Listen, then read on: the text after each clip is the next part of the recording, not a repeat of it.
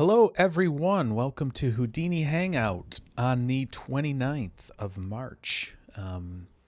We are currently in the last week of the Mardini competition that Side Effects has been putting on the past couple of years. This week, I'll bring the nodes over here, will be the prompts are all related to Solaris. So I figured tonight we could maybe do some little bit of a conversation about Solaris, talk about how some of the things work in there, and kind of top to bottom, or as much as we can, in the time we have this evening. But yeah, there's a couple different nodes here that they have prompted. Yesterday's was the layout node. Today's the background plate node, light mixer, and the material variation. Oh, a little typo there. I just noticed that should say 30, but that's okay. That's fine. But yeah, so let's maybe we'll talk about this a little bit. We'll have, hey, Human Element, good evening. Nice to have you here on the stream. Welcome. I know everybody's been really busy this past month getting all their submissions in and all that type of thing. As I said, my month has been a little bit more busy than it was last year, and so yeah, I have not been able to do it as much as I would normally have liked to. But hey, you gotta do what you can, and take care of yourself the best you can. So that's what we're doing here.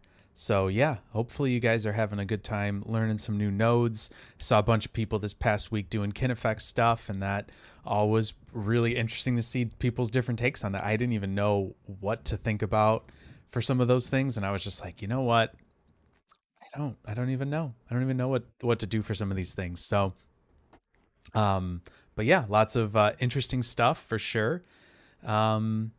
But yeah, I think tonight we'll talk a little bit about Solaris, and I've also been on my own, just totally kind of on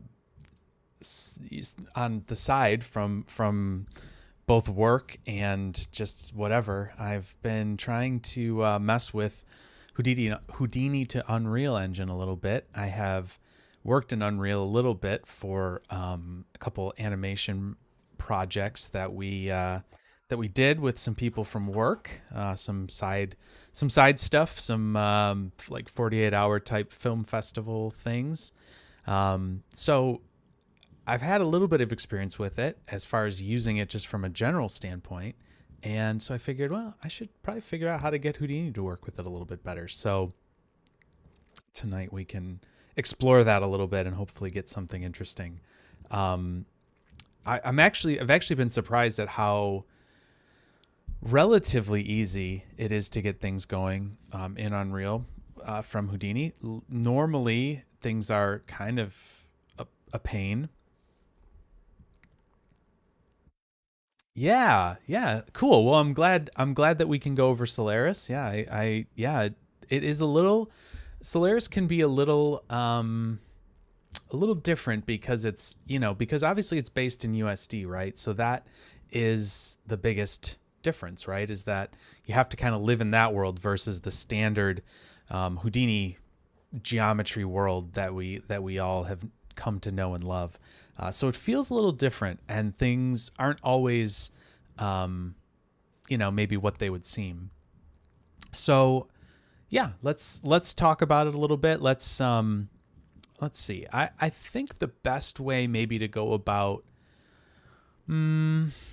let's first talk about just Solaris in general, and then maybe we can talk about how to get stuff in there and how to work with stuff in there. So let me, I am going to switch over. Usually I haven't set up a workspace for this. So let me just see here. I'm just going to go with the default Solaris workspace here, and this will hopefully be pretty well organized and we can see what's going on here. So obviously right now I am in a Solaris workspace. Everything says Solaris and all that stuff. So the the idea here that's going to be really different is you really want to have your scene graph tree open, and that's like kind of one of the biggest things with Solaris is like knowing what's happening in your scene graph, which is a little different from what would normally happen in Houdini, where you would have all your nodes and just kind of the general organization is a little more freeform. In Solaris, it's kind of wanting you to start to fit into this whole scene graph tree concept. And so let's just start doing some stuff here, and we'll kind of see how this starts to build up. So we can grab a test geometry. So let's just do something that we're used to. We'll just grab, I don't know, let's grab a squab. I don't always go with the squab. So the first thing you'll notice here is that this is an asset reference, which is a little bit different than maybe how you might go about doing stuff. You can see right here that this is actually referencing in a USD file. So they have gone through the wonderful process of making a USD file out of this. If we look inside here, there's some references and things like that we can see. Some interesting stuff like variance selection is in here, some things like that. So that is something nice to know, that there's some things in there. And you can see right here that we have our variants that are set. We have a geo and a material variant here. So there's some of these things that are set up. And so our scene graph is starting to be built here. And so the thing that's kind of up, there we go. Every stream I've got to do this. I forget every time. So why don't I set up a HIP file for us here?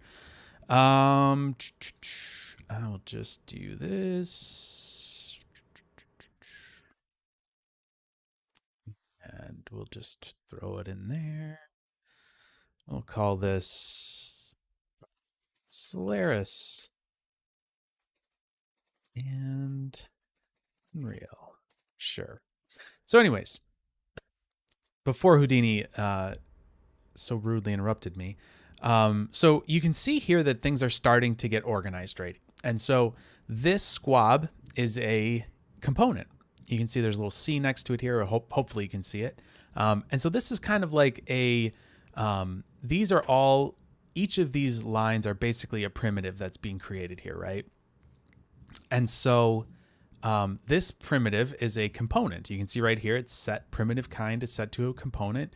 You could set it to all different things. You could set it to an assembly. You could set it to a group. You could set it to a component. You could set it to a subcomponent. There's all different kind of ways that you can look. You could also set it to none if you wanted to, although that didn't change anything here.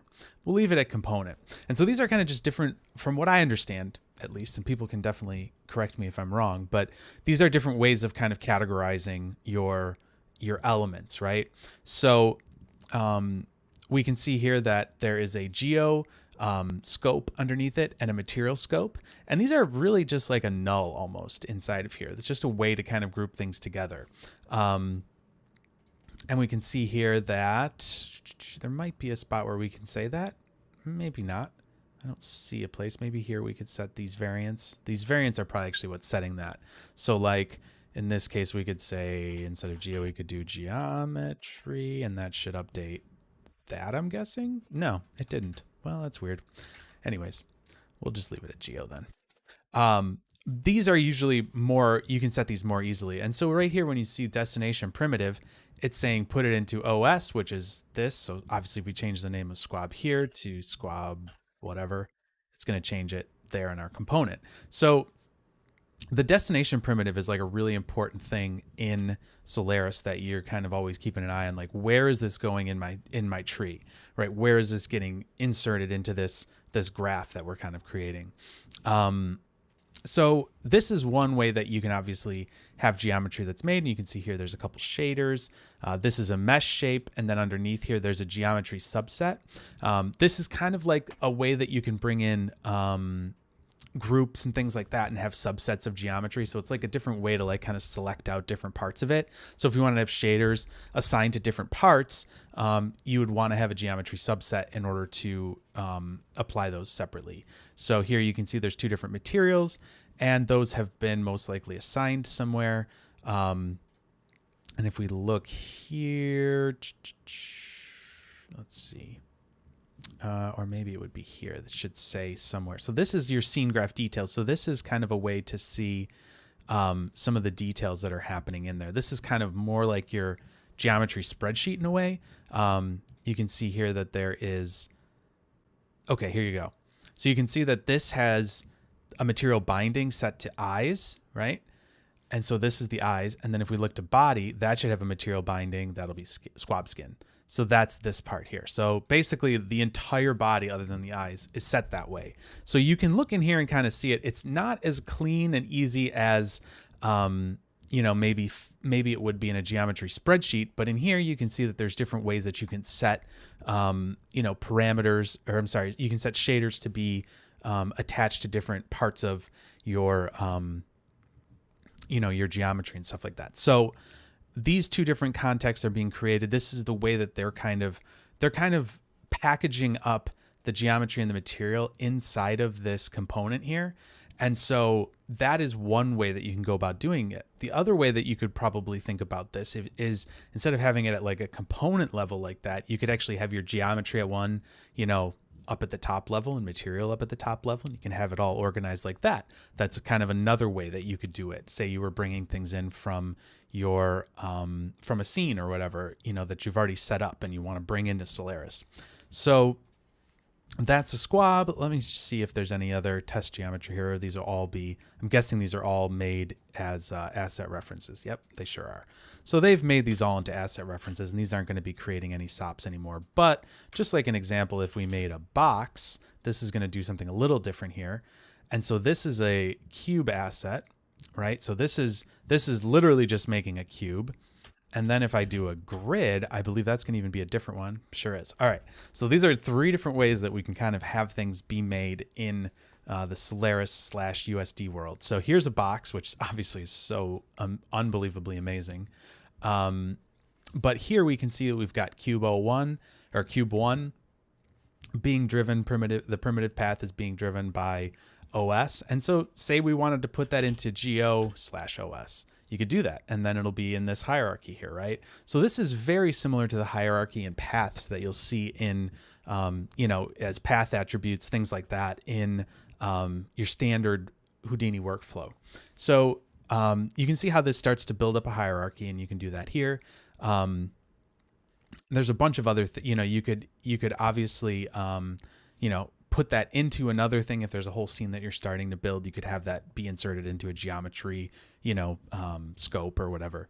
And then here for this grid, this is actually a Sop Create Node. So this one's a little different. So this has got, you know, this is making a component here. It's making a mesh 0. The import path prefix is /OS, which is making grid 1. So that's the same thing here. Again, we could do the exact same thing there if we wanted to put it into a GO.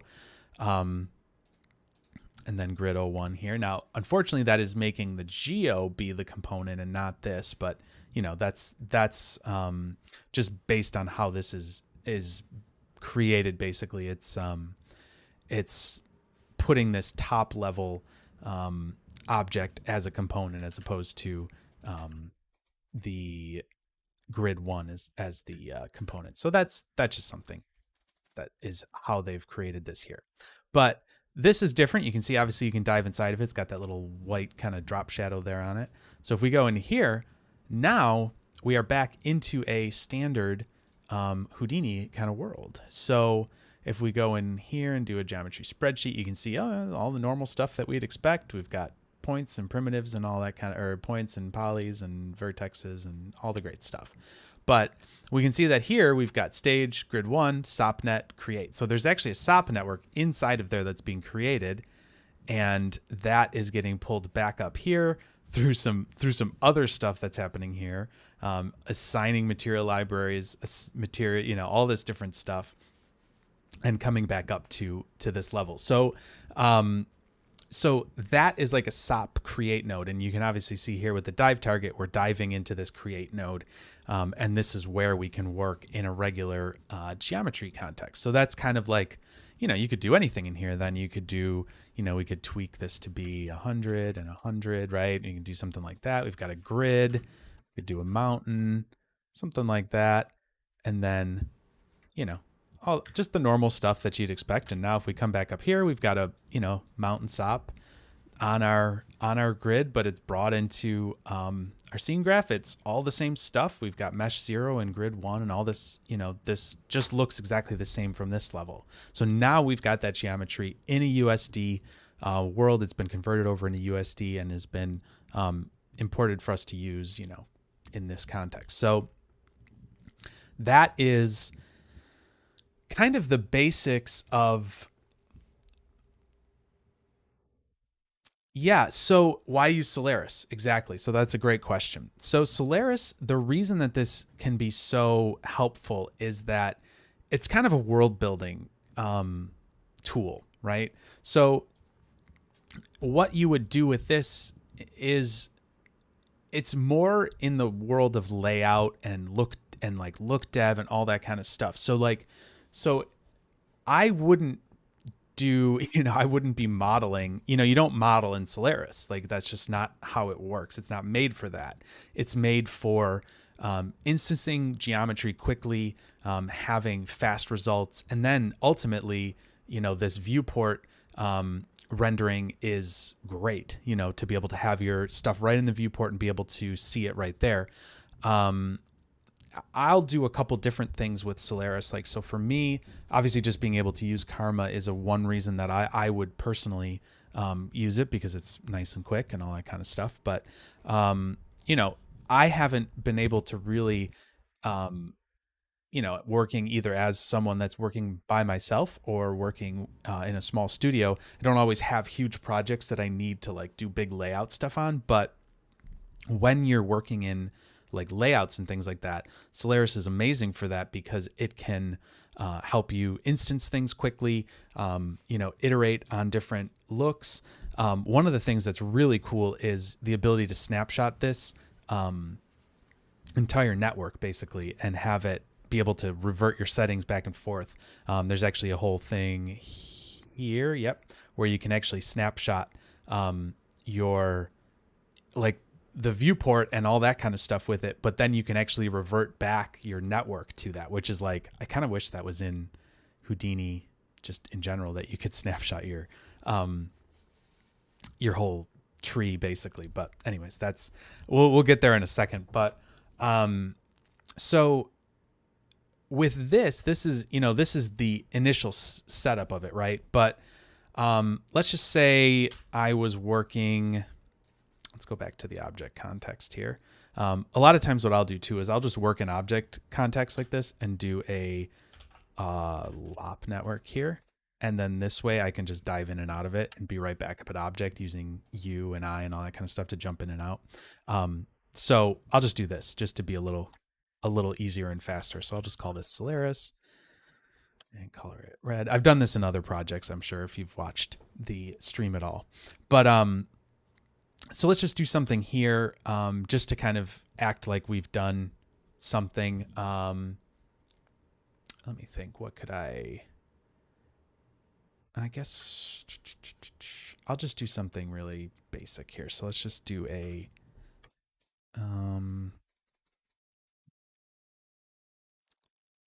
again, we'll just do sure, this guy here. Actually, you know what? I'll do the shader ball. Let's do that.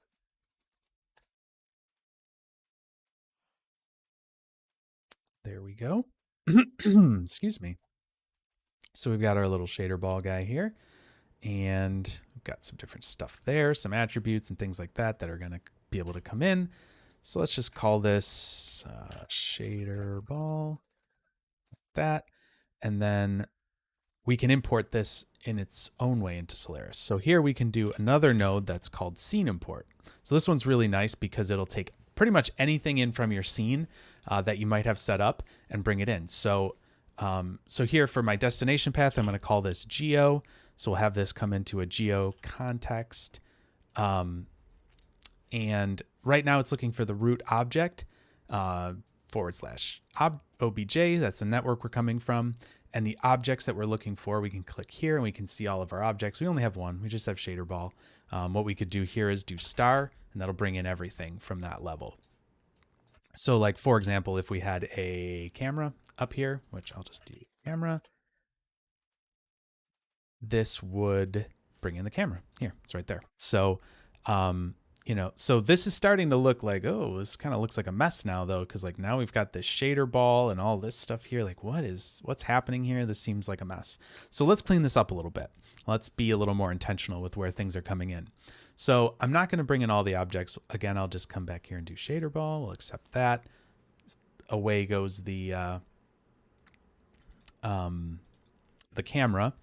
And so this right here, what you're seeing here is you got object, shader ball, test geometry, shader ball, and then shader ball, and then a material here. So that's obviously a mess. So let's just change that real quick. Down here, you can see that there's import materials. I'm just going to say MTL is going to be the destination path that we're looking for. And if I click this flatten hierarchy, it's going to clean it up quite a bit. So now we have a geo and a material kind of area that we can work in. Here's our shader ball. So that's looking great. And the thing you can see as well is there is a core geometry subset here, which is going to have, is basically a part of this. And so I think it's a group. Actually, let's look real quick. I think that's a group here. No, actually, this is just showing where the core is assigned. We could actually bring in these separate subsets though here. So let's see. Let's see how that'll, oops, wrong way. Go back here. And what I can do is there's some processing here that we can do. And so what I could do is under geometry handling. No, here. I can do subset groups and I can put a star in here. And that will now give me all of my subset groups here. And I could use those all to assign shaders to, basically, materials. So this is my scene import, just the beginning of it, right? But obviously we want to do some other things here. So let's do a grid as well, right? So here's a grid object, right? Like we kind of did before. Unfortunately, we can't see it. There it is. So I'm going to just shift click those and merge them together. We can do it like that. The other thing, and kind of the more, I guess the more accepted way of doing this, you can use merge. You can also use sublayer like this. So these are two different ways of doing this. And I don't think there's going to be a huge difference between the two really at this point. I'm sure if you were in something that's more specific, you would see a difference there. Like in a larger scene that has a lot more things going on. Here you can see that we can sublayer. It's giving an error because this sublayer type should be to inputs, and that'll do it like that. And what else is it yelling at us about? I see. It has no save path. So that's fine. Not a huge deal. We're not really going to be saving this out as USD, so it's not a huge deal. But so what this is allowing us to do is basically, it's like you can kind of think of these nodes here as the nodes that are at the top level of, in some way, as the nodes that are at the top level of the object context, right?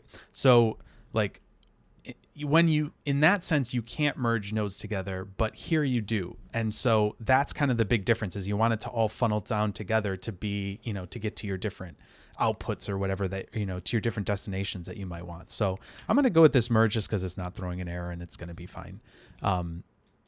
But know that you can also do that sublayer, and it's going to, want to give it different outputs, because basically what you're doing right here, you can see layer save path. This is when you're working with USD, you can set each of your separate elements to save in different folders on your hard drive. So that's part of the beauty of this, is that you can set up all these different USD files that'll get written out at the end that'll all be nested together and nice and neat. But we're not going to be doing that with this. This is really just talking about Solaris. So so this is starting to, create something for us here. Let's just, let's see here. Let's actually do that same thing I did again. Let's do this with a mountain. Just come in here. Since this we can do mountain, let's do a bunch of more divisions. And I'm going to make this a little bigger. We'll do 20 by 20. Actually, maybe do 200 here. Oops. Great. All right, so we've got this big old thing here. I want that a little smoother. I don't want it to be so bumpy. Let's see. Here, element size. Let's just make it a bit smoother like that. Great. Okay, so let's start to look at what we want to do here. So let's say we wanted to like instance this thing around a bunch, right? There is an instancer. Whoops. Sorry, hit caps there. There's an instancer here. And so what this is going to do is take, is going to allow you to instance different parts of your scene, right? So, so like, for example, we could take this as our stage here, and let's say we wanted to take this as possible prototype source. And then what we need here is we need to have some, we need to set the prototype primitives, right? So those would be this shader ball here. So let's see. Oh, sorry, actually. I believe the way we want to do this instead, my bad, is like that. Hit R to flip those back around. Come down here. And what is this yelling at us? Invalid source is null.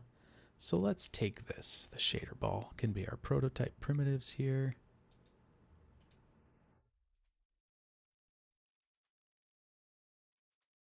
And the target points, we can just do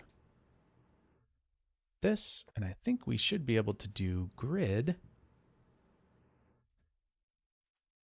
Should be able to start getting something. Let's see.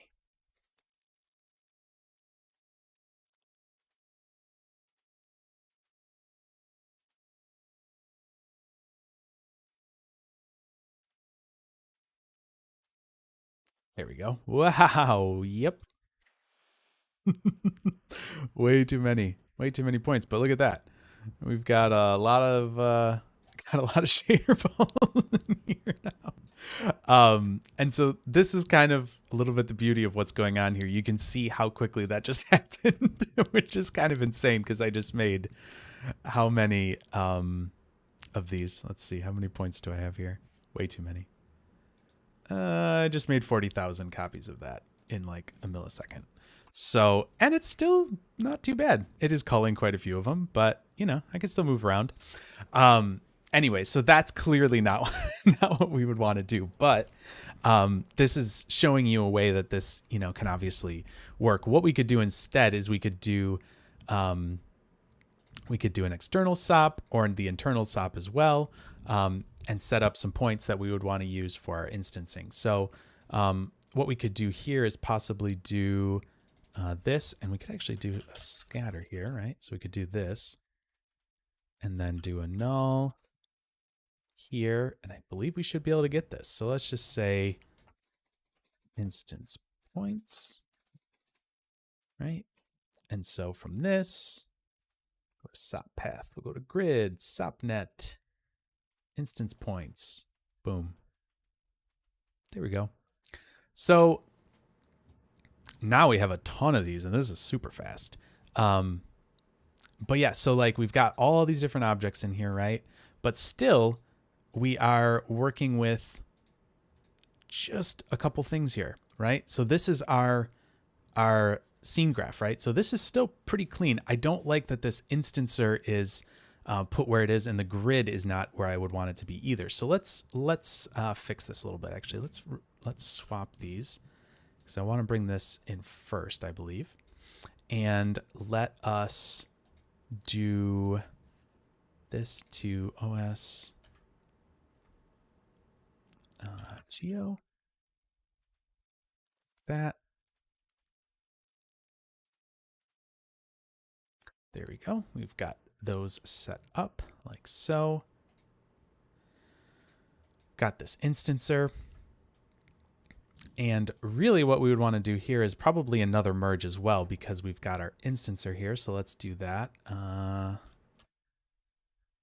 Let's do geo here like that. And then we'll kind of just make these nice and clean. So we got all our geo stuff in there. And then I'm going to merge this back in like so.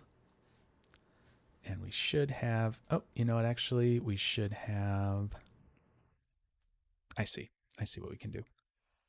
So instead of that, this is actually taking away that original grid. So what we should do is merge this like that. And now we should hopefully have that grid in here.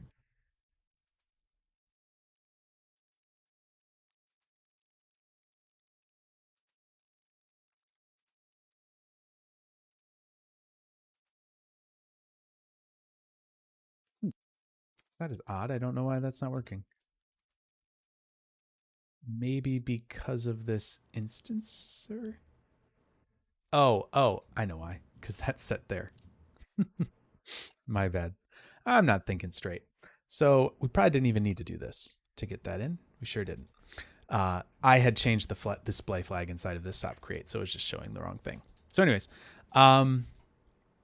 there's all of our shader balls on the grid. We're good. We've got grid, instancer, shader ball. Everything's looking great there. I'm going to change this to just be shader ball instances. Oops. All right. So we've got that going. So then we can bring in a camera, right? And drop this in. So that is in a default location. Let's go to camera 1, lock that in.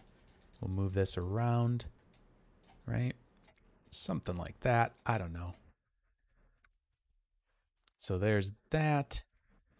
And then we can start to bring our lighting in. So we can do a light. And so this is just going to, you can start to build this up vertically like this. Now, the other thing that you could do as well, like, so for this here, we've got cameras, OS, great, that's there. And then this light should start to be going into maybe into a lighting area. Let's see, lights. Yep. So that's going into our lights. So these are all starting to be organized here. So we got our light in the middle there. And so if we just bring that up there, we've got a point light, right? And then if we do, just do a karma node here at the bottom, that's going to add in these render settings. So you can look here, we've got render, the products that'll come out of it, you know, beauty, things like that, and our render settings. So that is starting to organize that.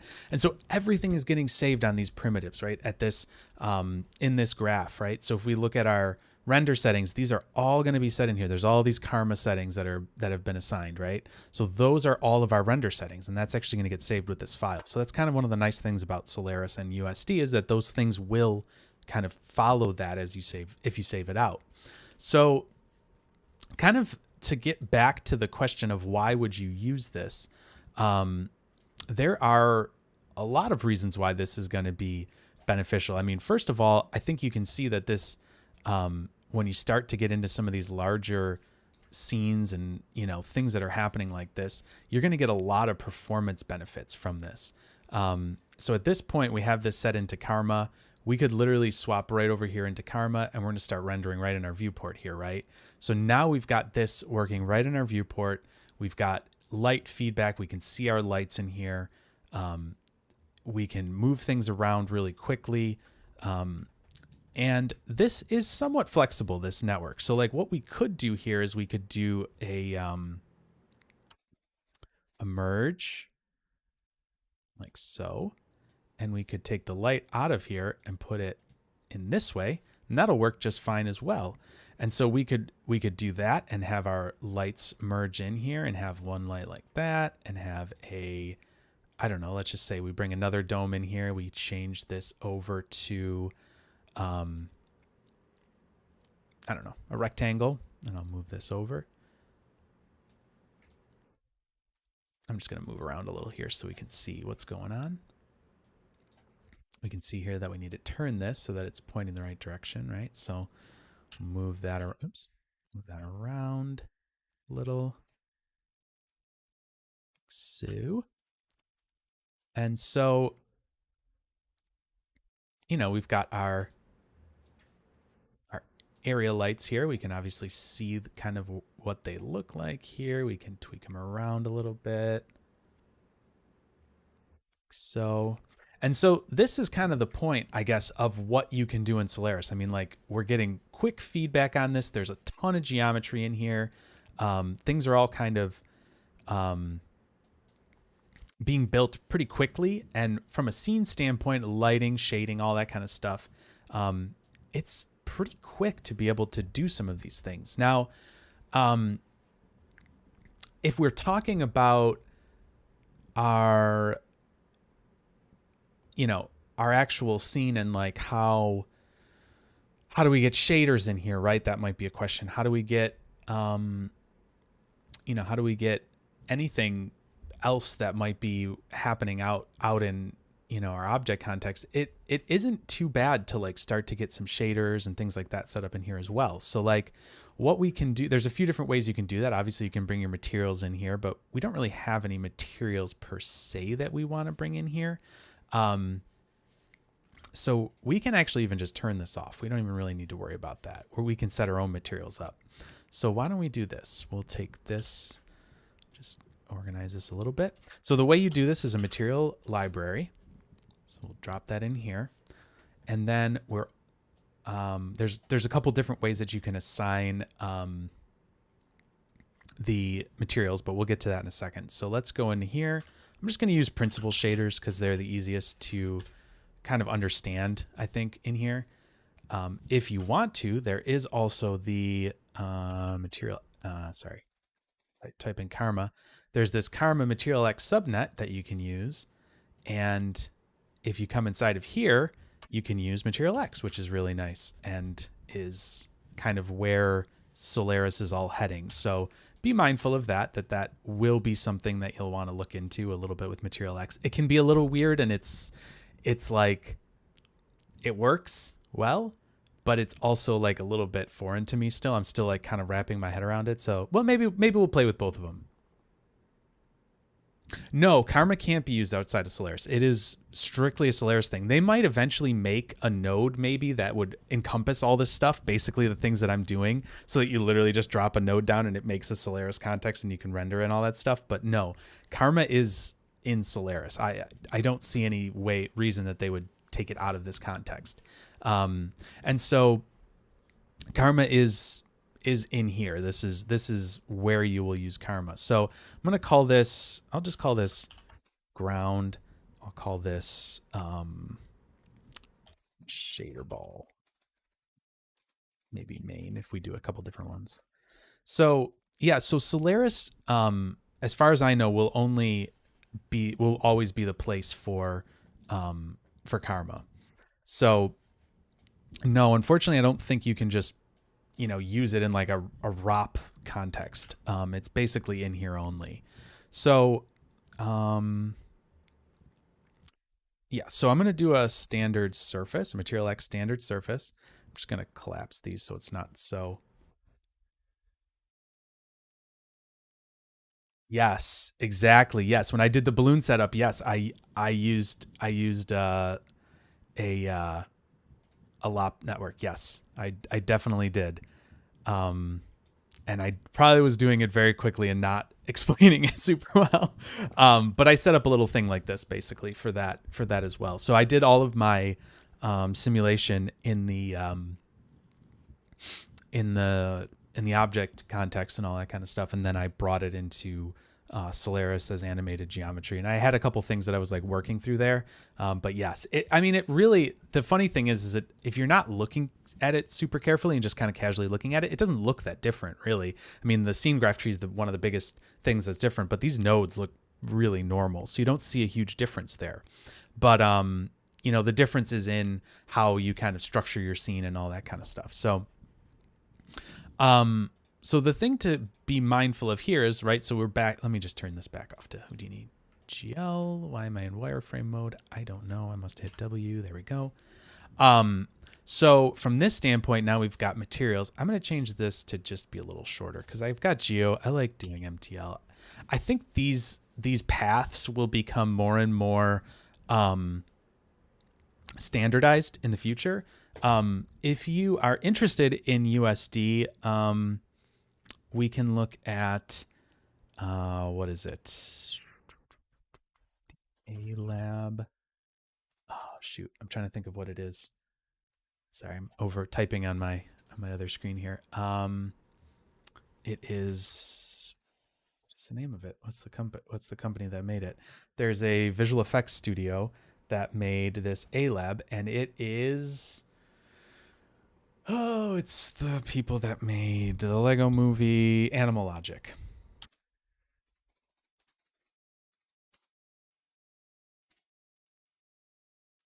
So if you are interested, this is I'll set the link in here. It's a really, you might have seen this out there. Yeah, there we go. Animal Logic. I got there just a second before you did, Human. Just a second. This is a great place to look at how they do, how they do their USD setup. And basically, if you look at what it is, they're like, hey, this is a way to do this. This isn't the only way to do this. So, just kind of keep that in mind, that this is a way to do USD organization. So they'll do stuff differently than maybe I would do, but there's a link to it if you're looking for it. But I don't know if you've seen that before or not, the A lab, but it's pretty cool to take a look at it, open it up, and see how that's all organized. But anyways, back to our setup here. I like to just kind of shorthand these a little bit so that you can tell that it's not like, I don't know, it's like kind of all family together, I guess. Lights, I guess, is longer, but whatever. Great. So you can see here that I made my material library. Inside is ground, and I have this subnetwork. So that's my material X. And the reason that this subnetwork exists is because it's actually sorting out these different menus, basically.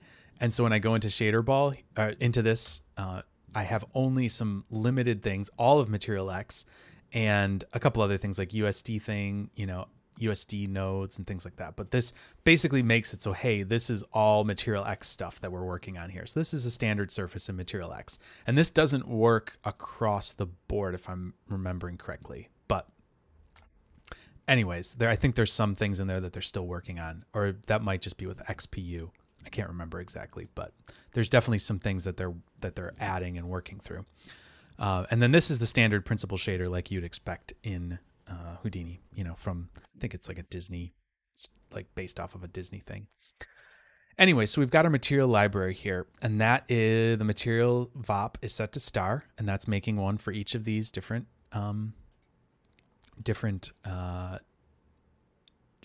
materials that we've set up inside of there. Now, the thing that we don't have is we don't have this assigned to anything yet. So we don't have, so if I go in here, if I make the shader ball, we'll make the base color yellow. I don't know. It's not assigned to anything. Nothing has changed to a yellow. Oops. Nothing has changed to a yellow shader. So there's two different ways you can do this. You can do it with assign material, and you can do it with material linker. I think there's a switch in here, so I'll just do this, and we'll see that this should be basically the exact same for both. So let's do this and this, and I'm just going to, whoops, wrong control. Hold down control and move all this stuff down. Great. So we've got this switch, and I'm going to put it in like that. And so let's look at the assigned material first. This is like the more,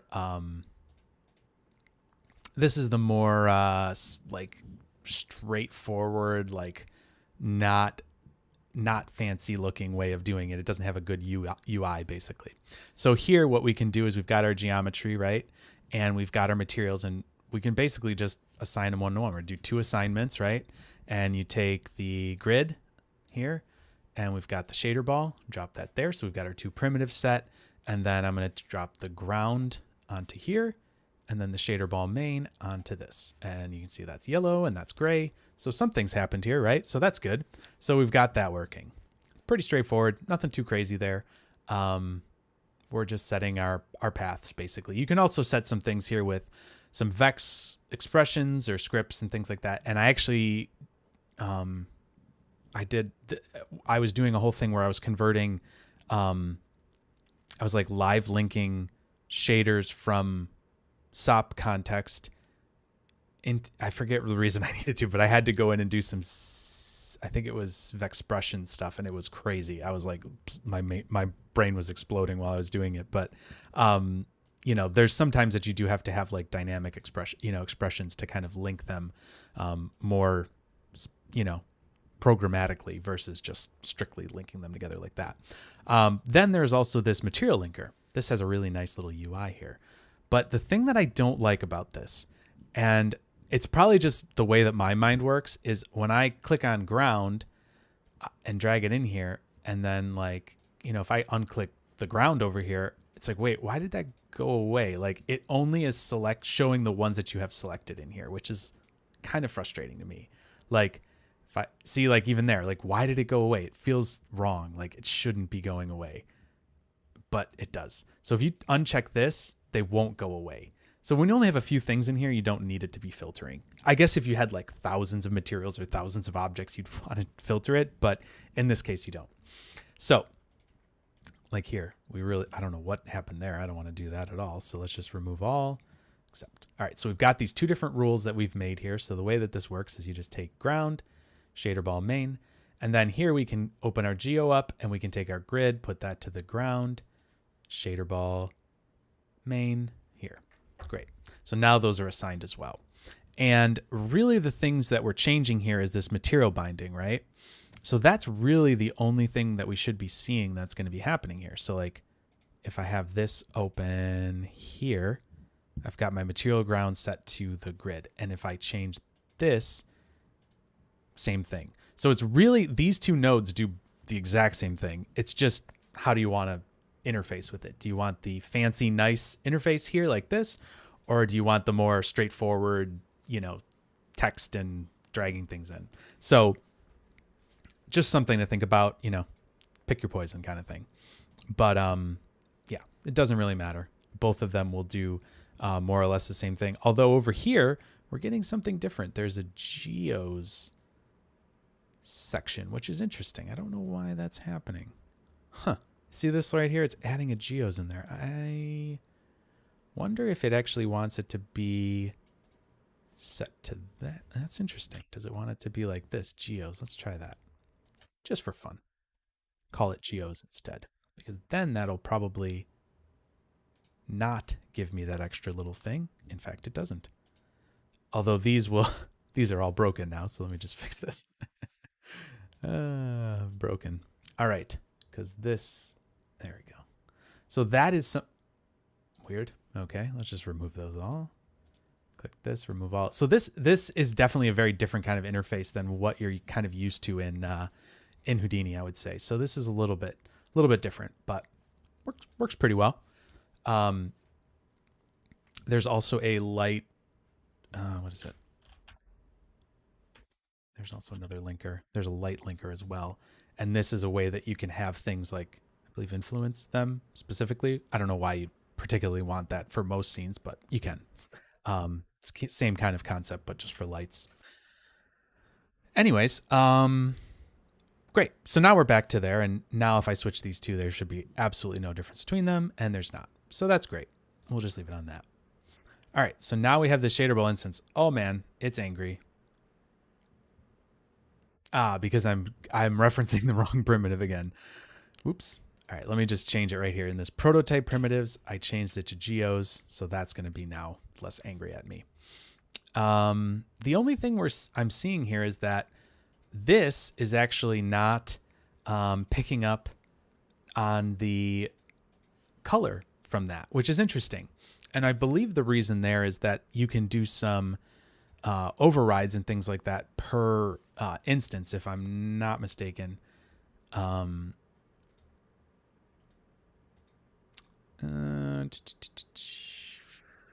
Yeah, there's probably a way to have it specifically take that, but I'm not seeing that here. Point attributes copy. No. Okay. So if we look down here, there is actually this other mesh that's happening here. So since the original shader ball is gone, which would have been right there. You can see it's not there anymore. It's been removed. And I think that's actually, yeah, right there. You can see make prototype source primitives invisible. And if you look down here, there is one little thing that's happening. These are actually all, it doesn't immediately become obvious, but these are actually all things that you can toggle on and off. So this says make prototype source primitives invisible. That's toggling this little eyeball under this visibility column right here. So you can actually turn any of these things off, like visibility wise. So that's actually in here still. It's just not visible. So like if we get down all the way to the bottom down here, we could just hide all these shader ball instances right there. So, and that does like a little override. You can see there's a little red dot there maybe, but that is its own like concept that kind of doesn't exist really in normal Houdini world, I guess. So it's kind of an interesting thing that you can do. And you can see right here that shader ball is in fact either on or off. If I want to, I could turn that on or off later. So these things kind of flow down, and you can set overrides at different points in your tree. Again, this whole thing is really beneficial for really big projects, but it can be beneficial for small projects as well, for the final step, because this is super quick. I mean, like this is all instance geometry, all super fast based on USD. The karma, like if I bring this up here, it's going to be able to render it nice and fast, just like it was before. So those are some of the real benefits to this. So, all right, so we're starting to build our whole tree up here, but we need to maybe think about how we're linking these materials. So maybe instead of doing it at this point here, maybe what we do is we take this and just move it down. So what I could do is I could unhook this here, bring this up, and possibly put that right back in. And now we should basically be in the same boat. But what I could do here is, now that I have my, I'm going to change the name of that as well to BGOs up here. Great. Just to organize it a little better. Now I have these geos, and I could do my prototypes, which is the shader ball here. I could set this to be my shader ball as well. And now all of those have the shader ball, the material that I made for the shader ball applied to it. If we come up here to karma, they should all be yellow now, and they're all, they all have their nice yellowy color. So, so what I did there was, instead of doing my instancing after the fact, it doesn't pick up this shader assignment that way, because it's making its own separate geometry under these shader ball instances right here, under this point instancer. There may be a way to change that. Let's see, instanceable reference. That could be another way to go about this. So there's a couple different methods here that will that'll happen. So there's some things that we might want, that you can kind of explore here and take a look at. But I'm just using it as a point instancer right now. So it's basically working the same way as like a copy to points works in standard Houdini world. But yeah, so this is kind of like how a scene starts to get built up, I guess. You can also turn these things off like that. We can turn off any of like our, that turns off the geometry. Not really sure why that's a thing. But yeah, so we're starting to get our scene built up here. And yeah, I mean, that is more or less the concept of, how Solaris works at kind of a high level concept, with assigning shaders, bringing geometry in, setting up lights and cameras.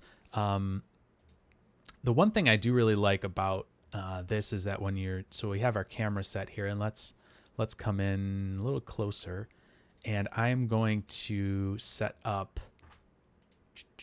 the focus distance and set the f-stop. So this by default has, cool, good. I'm glad this is at least maybe helping you work through some of the fun the fun things that you run into when you work in Solaris. So so we've got our depth of field going here. If we look at Karma, it is always on here. Depth of field is enabled. So if we come down here and look at our camera, there's a couple things up here that we can do. So we can do cycle the focus plane drawing like this, Shift F. Now we can't see it yet, so let's do Shift and left click. And now that'll bring our focus distance in. And now we have our focal distance happening here. And unfortunately, this is probably not realistic as far as like how the f-stop is, that you don't have camera lenses with a 0.16 f-stop. But here what we could do is we can move this and we'll see the focus plane move around here. Right?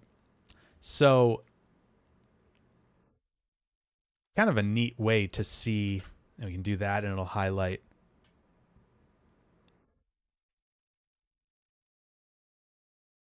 Yeah, exactly. Yeah. So that's, you're talking about the making sense working through the object context and using the LOP network. Yeah, I think it does make a lot of sense for me personally too. Like as far as working as a single person in, a single maybe person in a studio or as a freelancer or whatever, I think this is the way that you will really benefit from Solaris. Now, if you're in a studio, there are a ton of reasons why you might want to have it just strictly be that, like bringing in assets. And USD is an amazing concept, and that is like a whole nother story to what Solaris brings to the table. But you can do so many other things too, like I guess what we could do here is we could play around with another thing too real quick, I guess. Let's do something a little different here. Let's do a component builder. So this is kind of the other way of looking at this. So this is a component builder here. And what we can do with this is actually set up, we can set up different components. So what I could do here is do an external SOP like this, or actually, no, let's do an internal SOP network. That's fine. So let's just take a pause for this for a second here. And let's look at this. This is kind of another concept that we could do. So what we can do here, this is actually a way to build up your own component. And we can actually talk about the, the material variation node. That is actually part of this here. And that works in here. So if we do a material variation, this will,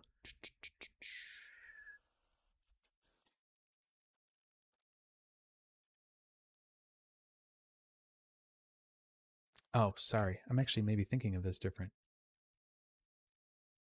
Yeah. So there's a couple different things that you can do here. So this component material is going to make variations automatically. I guess I was thinking about this material variation node in the wrong sense. Let me just look here. Variant, set variant.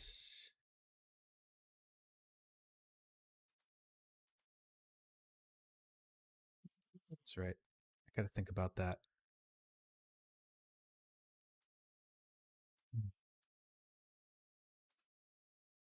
Oh, okay. Yeah. Okay. So let's just look at this real quick. This is kind of neat, actually. So you go inside of here, and it's got its own SOP network here. So what I'm going to do is I'm going to object merge.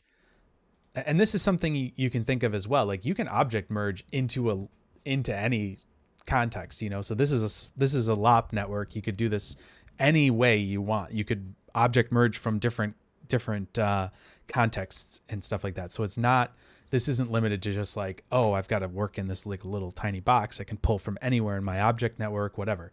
So Let me go up here, and there's going to be probably a million things here that we don't want. So let's close that. And let me go back up to the shader ball. And let's grab that, accept. Great. So we got our shader ball here. I'm just going to call this in shader ball. Great. So what I can do here now is I can take this and put this into my output geometry. So that's the main geometry that's going to be used. And if you look down here, it's got some nice little things here that'll tell you what's happening here. I'm going to do a poly reduce and use this to just connect it in. And let's just do this at 25. We'll do 25%. Whoa, hey there. That didn't know what direction I was looking in. All right, so this is, actually we could probably even go less. Let's do something really crazy just to really see the difference here. So there's our 10% poly. Great. So let's do that. And let's look at this. So now in our viewport here, we've got this horrible looking thing, right? And it's like, well, why did I even do that? That seems insane. But if we go to our viewer here, we can see final render. Now that'll bring up our actual final renderable geometry here, which is kind of cool. Like there it is. And if we instead go back to preview, brings up our preview geometry. So what we're able to do here is now this is a component, right? If we look at this, we've got a proxy component and a render component inside of here. So we've got two different things happening in here. We have our asset, which we can name. Let's see here. And that would get named here, right? So this is actually naming it. So this whole network here is doing all of kind of our work for us. So let me just go over here to this material library, and I'm going to grab this shader ball out of here, put it into this material library over here, right? So you can see right now we've got the component material that's been added, and we have a material here, shader ball main. What I could actually do is call this shader ball yellow instead, and I could probably add a couple more in here. Let's see, we'll call this one red and maybe cyan, something like that. Do a couple different ones here. I'm just going to change. This one is the red one. So let's do that. Oh, red. What I'm doing, that was a weird thing. It was an RGB. And then this one we'll do cyan. So we'll just do it like this. Cool. Okay, so we got those. Great. So let me just see here if we have, just do this and explore these variations. So we want to set up some different variants here. So let's, oops, there's a thing called explore. There it is, explore variants. And this will show us all of our variants that we have. Now we don't have any yet. We only have one, it looks like. And so what I should do instead is do some assignments here. So let's do this. We're going to do maybe 3 assignments. And the material path, we will want to do shader ball sign. Let's see if this works. If this doesn't work, I have another idea, but I think this is how this works. Okay.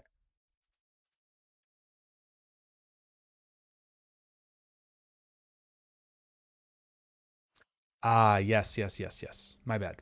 Okay. So I am thinking about this the wrong way. So what I want to do is take this, I can use this same material library, but I'm going to do a couple different component materials. So I'm going to do 1, 2, 3. And so I'm just going to do this and then this. And then what I'm going to do is just have one assignment for each of these. Like so. So cyan. Oops. This one's going to be yellow. This one will be red. Great. So what this is going to do now for me is it should, oh, that's angry. This should start to do some beneficial things for me here. So let's do that. So what this should start to do is create variance for me. So in this case, we should have component material 1, component material 2,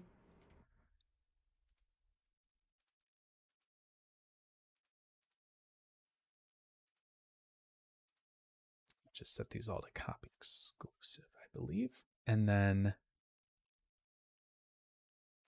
this could be set to, I think that's right. All right, so I'm going to call this cyan. This one's going to be yellow, and this one is going to be red. I believe that that should start to create these components for us. Let's see if that'll give us variance. There we go. So now we have material variance happening here because of the way we've set this up. So we have different variance here that we can see. And yeah, if we do explore variance like that, we're all good. So now we have 3 different variants on this. And if we did something else, like on this side, we could do, let's see here. So this is going to be component geometry variance. And if we did this and set these 2, you'll see in a second, instead of doing this, I'm just going to do something totally different, like a squab, I guess. Do the same thing. Do this and this. There's a test geometry squab for us. Hey, look at that. Look at that. So what has happened here is we've created a component, right? And this component packages, I'm going to call this fun. Let's call it Solaris. Fun component. I don't know, whatever. So this has now made all these variants, right? And every time we throw a new component geometry in here, if we did this and did, let's just say the pig, I mean, you can see it just happened in the background there, but say we did the pig head or something, and we took both of these and just did this, got rid of that. Now we got pig heads coming in here. So we have all these different these are all inside of this one object here, right? So all of these things exist in here. We have different components and classes and things like that. And then when we break it out, we can look at all our variants. So if we did something like a set variant here, right? We could, let's see here, variant set. Here's the variant name. Let's see. So we went to,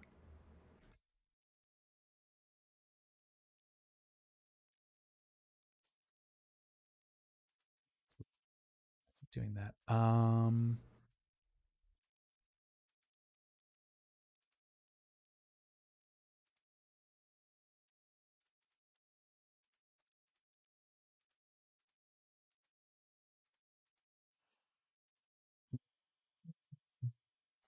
Is it doing that?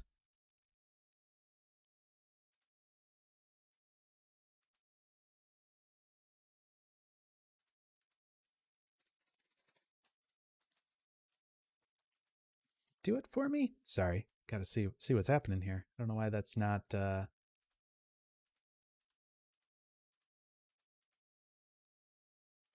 why that's happening.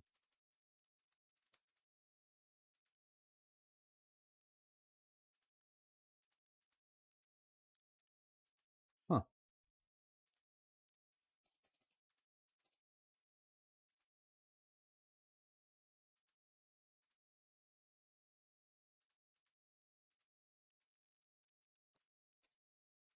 Must have named something wrong here because they're all showing up. And they're all, something's happening here, but why is this not?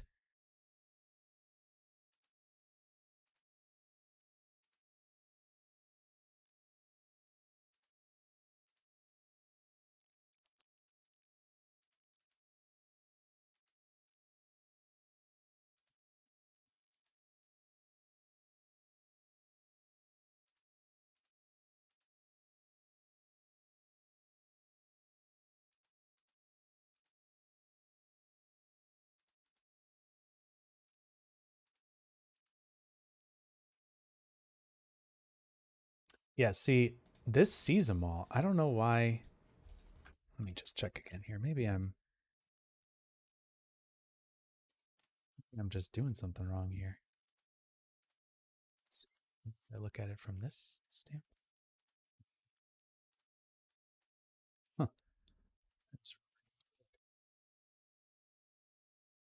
Oh, okay. I see what's happening here. There's two different ones. Sorry, I got myself super confused there because I did both. I did both variants. Anyways, so this component here has all these variants in it. It is correct. There's the component with all its variants. Um,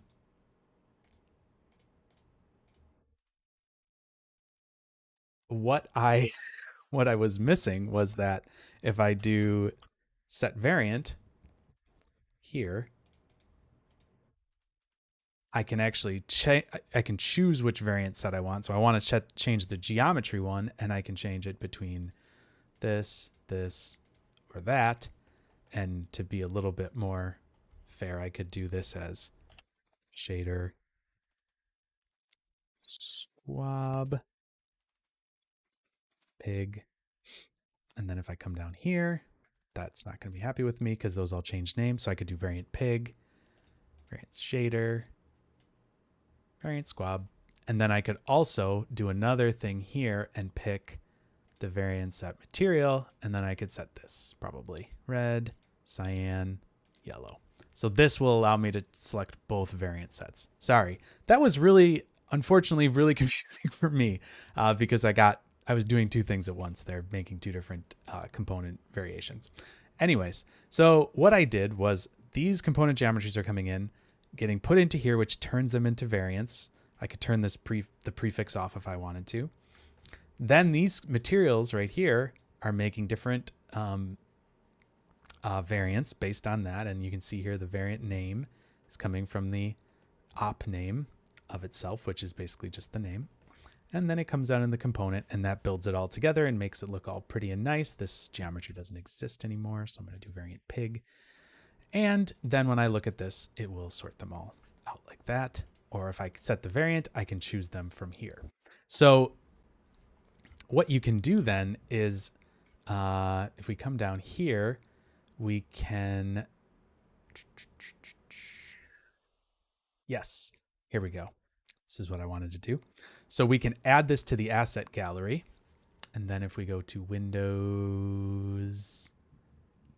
Asset Gallery, maybe it's down here, sorry. Solaris Layout Asset Gallery.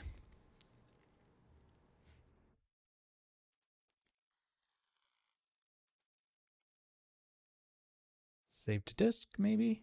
And then to Asset Gallery, please. What are we doing here? There we go. It worked. It did its thing. So it made a little icon of it here, and we can see it right there. And so what we could actually do now is we could take something like this grid. I'll just duplicate it. Call it grid 2. Yep, great. And then I believe if I do the layout node,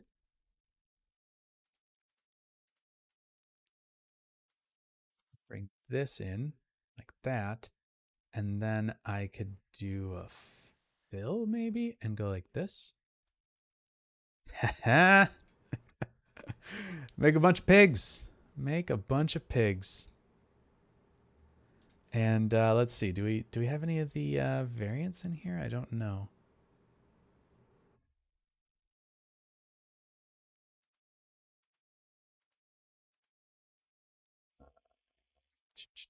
I don't.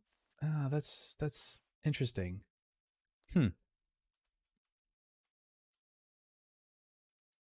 Surprised that there aren't the variants in here. How did I get to that? Sorry. Please hold for a second. Let me see. What if I do this instead? Let's do a shader ball, and we'll do this as yellow. And I'll just do this again. Add to asset gallery. Is that going to work?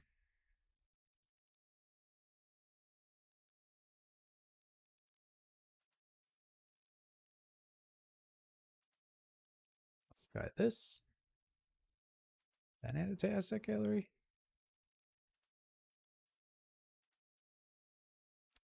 You're not doing it. Must be missing something. Well, anyways, this is obviously a very fun thing to do because we can take our pigs and move them around now. We can let's see, place a pig wherever we want. I think we could even use let's see here.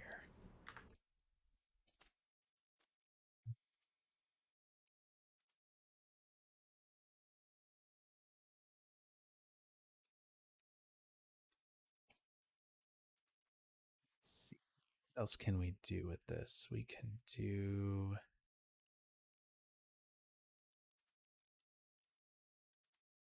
I believe if we take these things here, I think we can we modify and tweak them here? Yeah, we can. Can add physics. See. Let's see if we can. Maybe we can. Use physics.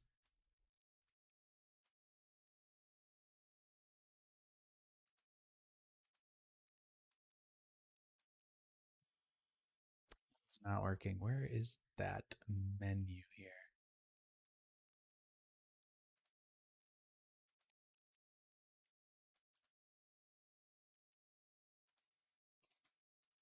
That's not the right one. Is it? There's like a way to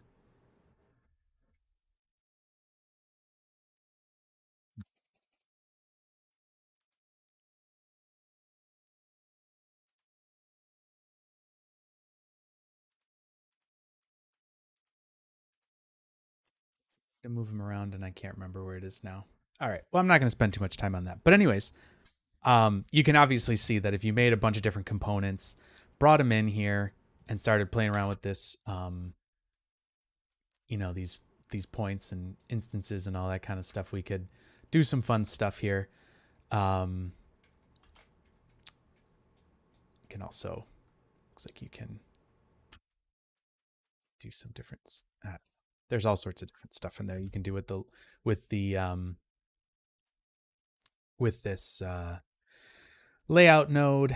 And yeah, so you can fill in, you can make a drawing here and have them have a million pigs all over. And the other, oh, here you can do a lasso fill.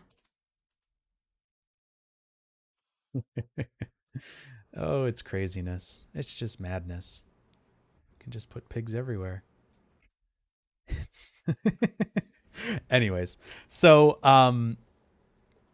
yeah, so that is a way that we can do some fun stuff with the layout node as well. I know that was, I think, yesterday's node, right? Yes.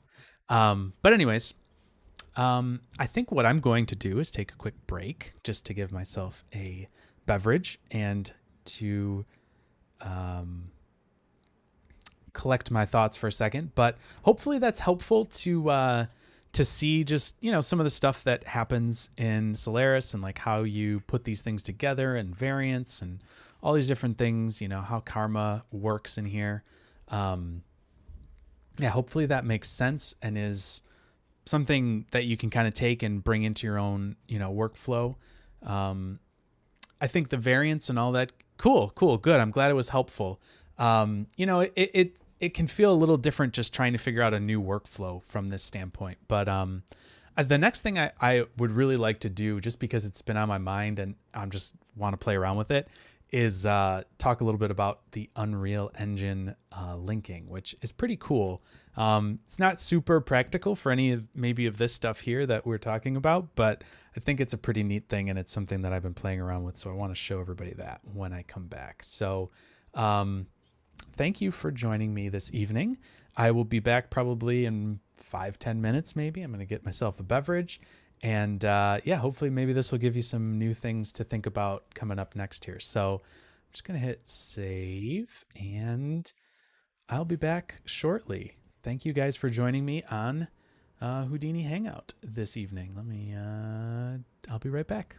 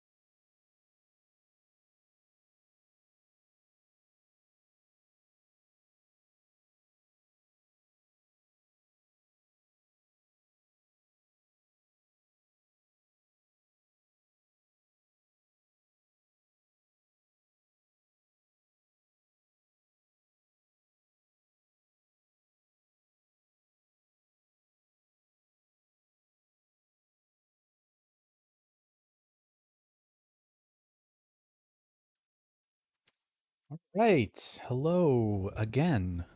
We're back. It's the Unreal Engine lounge here with these fun chairs.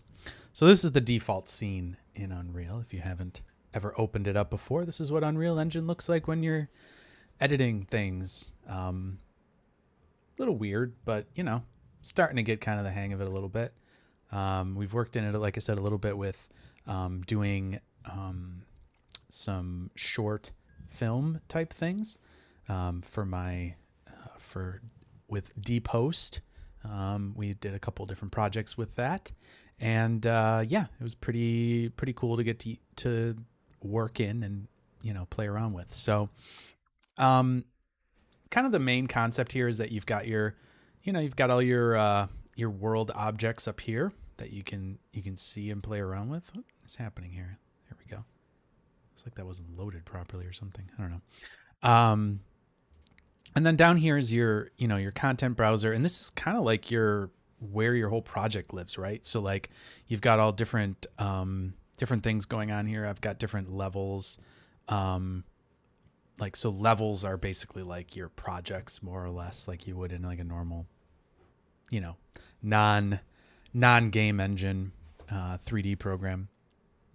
So I was starting to play around with some different stuff in here. This one I was just doing as a test, but let's look at this. Let me first explain how Houdini Engine works and how to get it working in here and all that kind of stuff. So if you are, which you should be, using the launcher,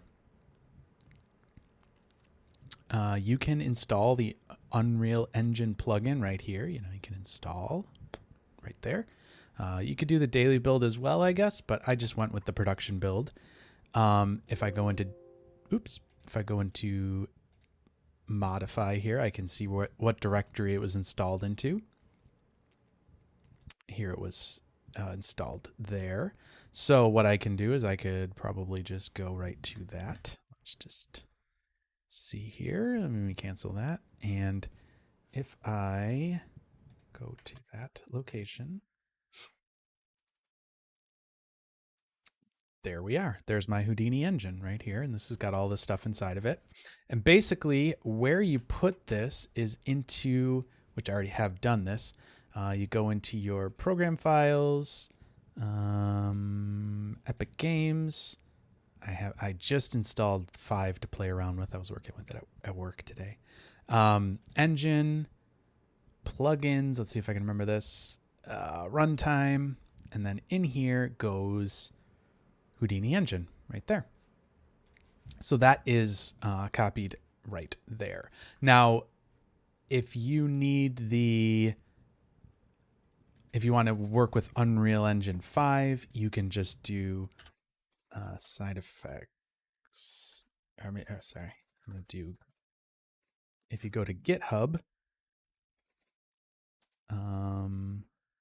let's see, Houdini Engine should probably be able to find this pretty easily. So let's see here. So here's the side effects, Houdini Engine for Unreal. If we go to the versions, we've got Houdini, whatever, 561. And if you look down here, there is a UE5 Preview 2 that you can install if you want to use 5. Anyways, here we are. Here's where you get all that stuff. You could actually just get both of the things from this as well. You could get the 4.26, 4.27 there. Great. So that, when you start it up and make sure that you go into your plugins, and you can just type in Houdini Engine, make sure it's enabled. Looking great.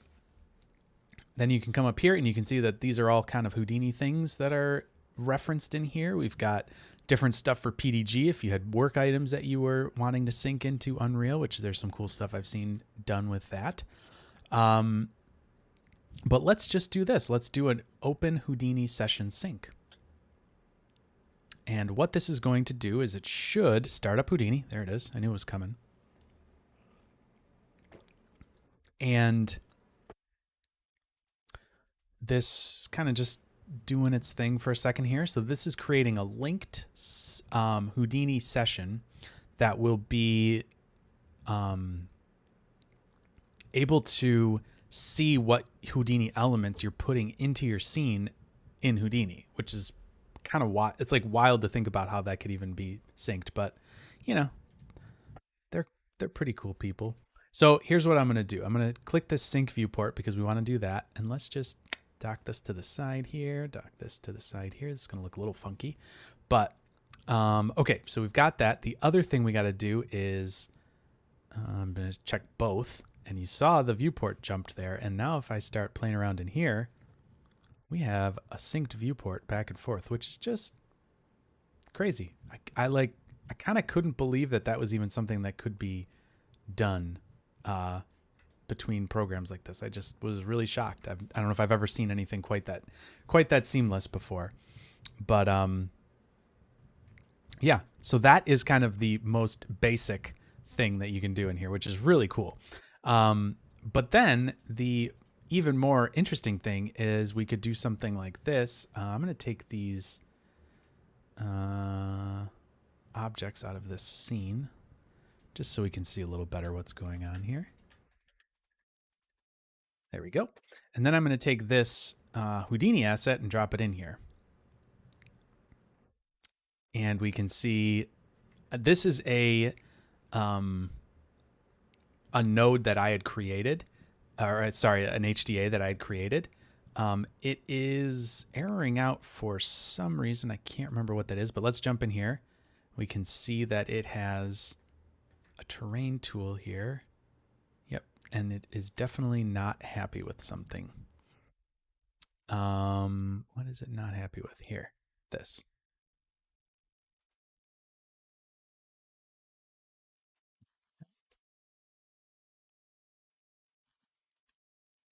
Oh, I know why it's not happy. Because I need probably another piece of geometry in here. So let's do this.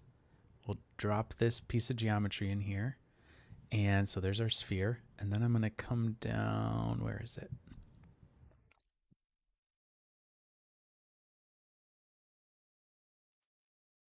It's here.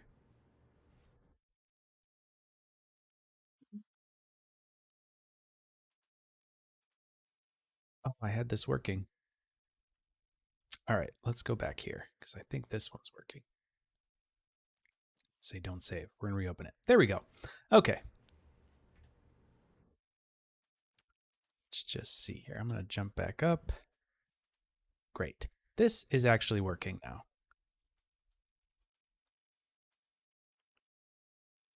All right. Here we go. So this is the tool. I don't know why it wasn't working before there, but now you can see that I have the viewport. It's kind of acting crazy here. I've got the viewport working here between the two. Huh. Actually, I don't have it working that well. Anyways, this is a huge scene. It's not super happy. I don't think about how big the scene is. So, you know.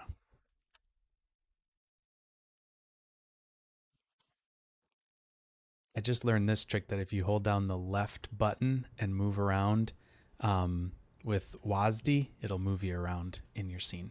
So kind of a fun little thing there. Okay, so here's our scene. You can see it's synced over here. This is no longer a thing, but we have these objects that were created here. You can see right here I've got my Houdini object, and this was all, you know, created in here. And I actually have a sphere in this, and what I can do is I can move this around, and so this sphere is in Unreal. It is made in here, but it's showing up over here in Houdini, which is mind-boggling to me. But then what I can do is this is actually creating collision geometry that's affecting this terrain object. This is a height field that I created in here. So this is cooking. This is re-cooking Houdini every time I do this. So I'm just going to make this a little bigger so you can see the inputs here. So if I go back to my Houdini asset, if you come down here, you can see that I have I have these different parameters, and these all of these were promoted from Houdini. Basically, I promoted these all in the HDA, and so I can change all these different things in here. There's, I could change it to sinusoid. Obviously that looks horrible, but I could change it to simplex. I could change it to cellular. Whatever. We can do all sorts of things here. So I'm going to go back to sparse convolution. And so these are all things, like this is all live tweaking what Houdini's outputting, basically. So this is Houdini engine running in Unreal. And so what it's doing then is it's looking at this sphere and deforming the terrain based on it, based on an input geometry that I'm using here. So we can look here, there is a masked blur radius. So if I turn this down, you'll see that it is just going to be deforming in this one region here, and I'll make it the opposite way, so you have it go up instead of down. And I'll hide the sphere again. So there is where the sphere is in Unreal. It's right there, and I can blur out this radius here, and then make it into more of a hill. I mean, this is really very simple stuff, but it goes to show that we can take geometry in from Unreal and bring it over into Houdini. Like if I come back over to my Houdini thing here, this is all updating, which is just, I mean, it's just so crazy to me. I'm going to turn off the sync viewport thing just so we can have our sanity over here and not worry about what it's doing over in Unreal World. But if we look at, which one here? Is it this one? Nope, that's just that. Terrain tool.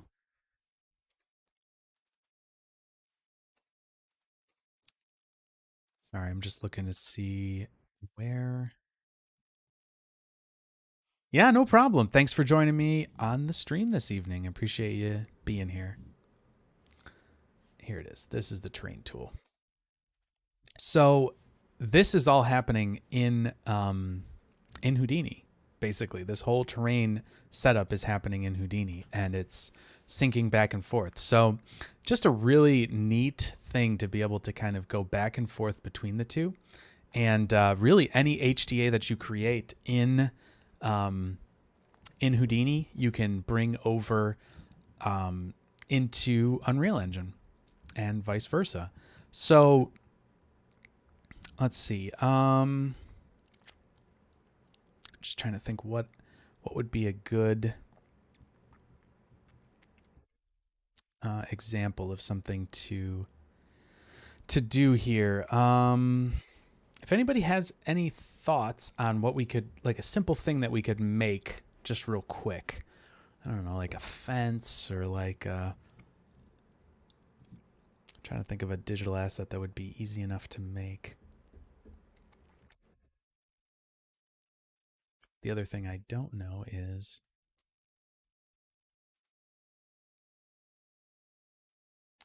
I could do a curve in here. There's some stuff I don't know. I just started playing around with this a couple days ago, so.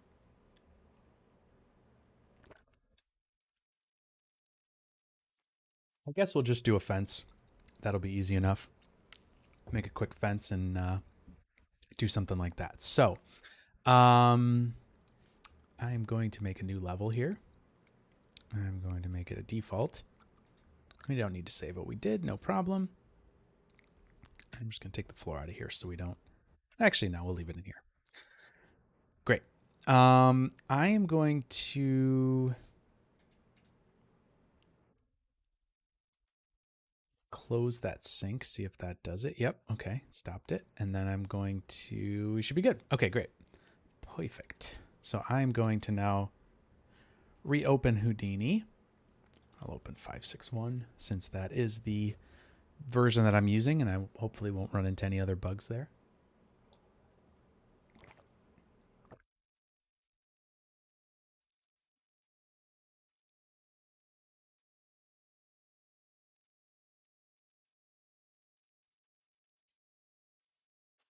Just want to look at one thing over here, actually.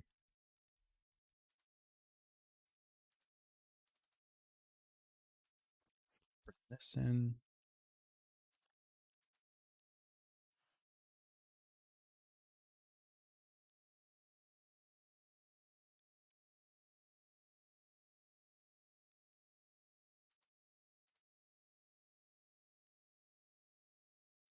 Just looking to see if there is anything in here that will let me bring in a specific. No, it didn't say anything specific about like curves or anything like that. I'm just trying to think if there is a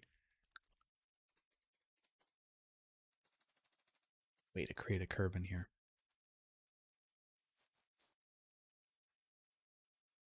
Well, we'll see. We'll see. Maybe we'll get there and it won't work. Who knows? All right, so I'm going to make a geometry node in here. This is going to be our HDA node. I'm just going to call this fence gen. Let's dive inside. Right now, I'm just going to do a line. Put it in the, yeah, like that. Looks great. See how many points. We'll make a few more points than that. Something like, I don't know, 10 points. Great. Make a box. And I'll do a copy to points.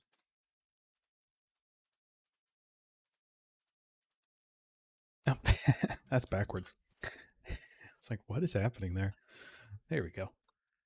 So we got boxes copied onto points. Cool.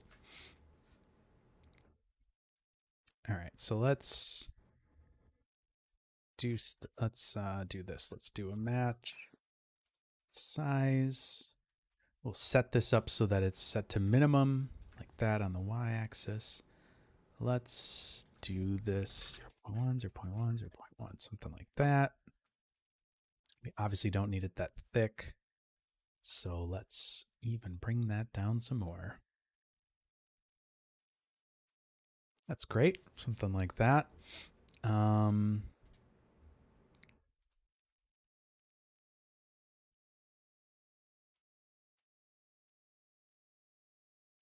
And let's do...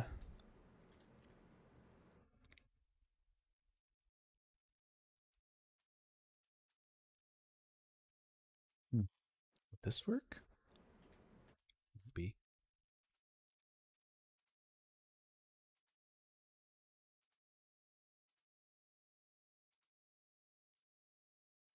Cool.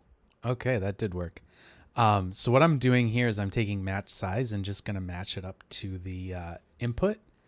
And what I could possibly do is just...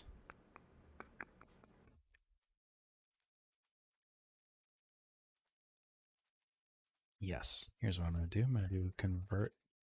This is going to be like a really really weird way of doing this maybe, but I think I should be able to do this. Let's see. So now we have primitives for each part of that. And then if I do a blast and just do 0, the primitive, and delete non-selected, that just gives me that one. And if I do a match size, great. And I am going to not justify on either of those. So it'll stay in its same spot, but it will match the size, which is important. I'm not doing a uniform scale. I'm doing it just on the X. So that will scale this box. So anything I do here, if I make this gigantic, it won't matter because this match size is kind of overriding that.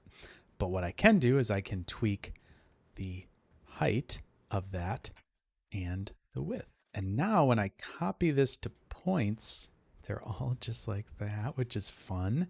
And oh, you know what? I really wish they had this actually scale X. Oh, that's too bad. I wish there was an offset here because you can offset it like this in your justification, but you can't offset the scale, which is too bad. Hopefully they'll tweak that in the next version, but I can fix that pretty easy. Oops, I can fix that pretty easily by doing a transform here at this point because we still are just dealing with one, and I could do a scale just to bring it down a little bit, 90% of the scale, and that'll give us some, some little splits in between here. So we could do something like that. Great. And then let's take this box, make it a little taller. Okay. Okay, we're good somewhere.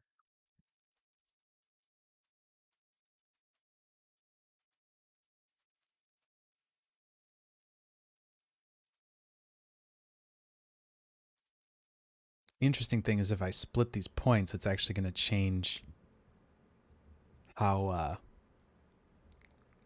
tiny these are, which is kind of cool. Because it's breaking that apart into elements. And if I brought in something like, let's just say view top viewport, if I set a curve like so and just drew out a curve here,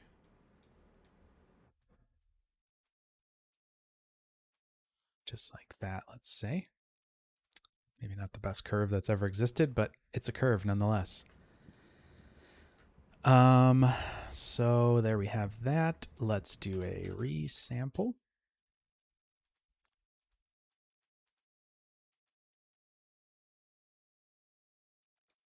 Like so. And if let's do this, null, we're going to call this in curve. Can't. So here we have the line and that comes in, right? That should copy to points like that. Let's see, this might still work. Not sure, but let's give it a shot. Yeah, not bad. Actually did a pretty good job. Cool. The thing that we do want to set up here is a something to make sure that these are oriented properly, because right now they're all just totally random in there. So let's do a orient. No, I'm just typing like a crazy person here. Let's do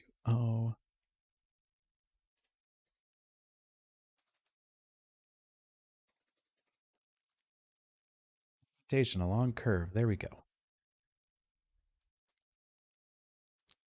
Great. So that is close. Oh, that's close to what we want, but not exactly. Let's see. We probably want to reverse this because it's going the other way. Let's see if we do a reverse. Yep. There we go. And our tangent is not set properly. So let's tweak that.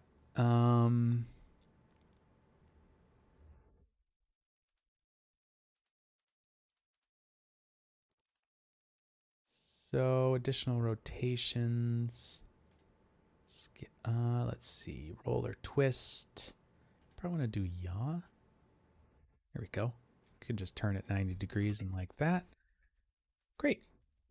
That looks like a fence, sort of. I don't know. It's something. Cool. So that's kind of fun. Let's also do one more thing here. I'm going to go over to this box.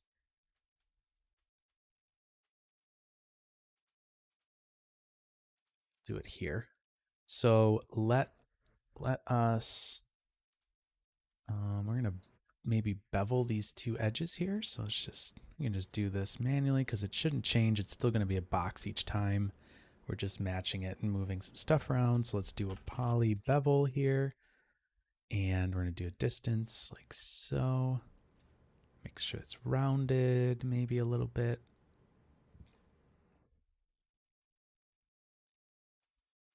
That's kind of fun. There we go.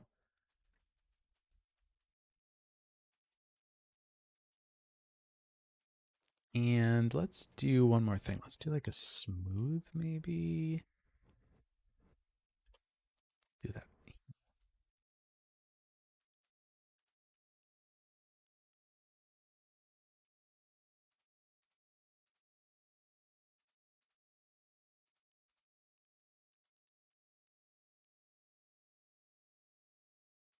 Ah, yes. Getting yelled at.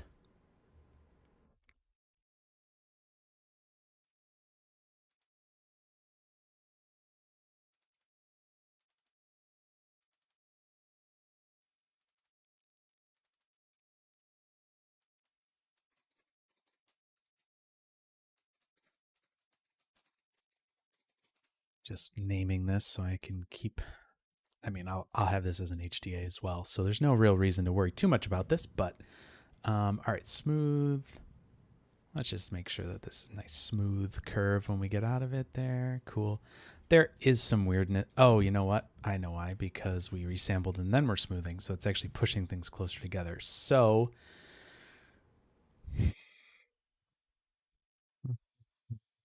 we want to do this. Maybe we'll put this up.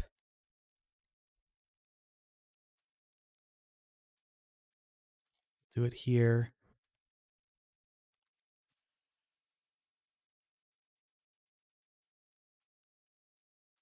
Okay. I see what we're going to do. We're going to take these, bring them inside here like this. Ooh, that didn't like that. What did I do?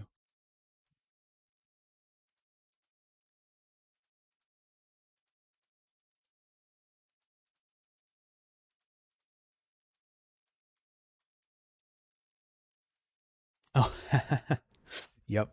That's why, because it thinks it wants, yeah, it wants us to be gigantic. So let's just tweak that again. This can go over there. There we go. Now we're in good shape. Let's see.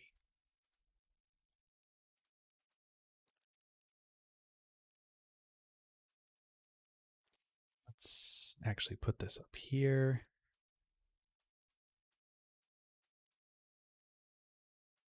Resample and smooth like that.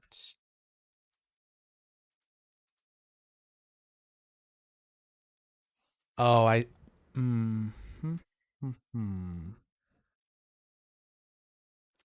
Let's do two of these. Let's do a resample smooth and then another resample just to make sure that it's their equivalent distances.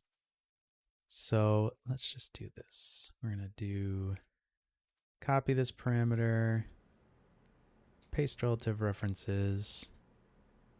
Now we should be good. We got that. It smooths out. Then we've got to resample just to make sure that those are spaced apart properly. Is that right? Yes, that is right. Wonderful. All right. So we have our input curve here. If we do a switch up at this level, just to see the difference here. Let's hit R. There's our straight line. And then if we switch it over, there's our curved. That's working well. Great. Let me just think if there's anything else we want to do here. No, I think we're good. So let's do an output just to make sure that we're getting the right thing no matter what we have being viewed. And I am going to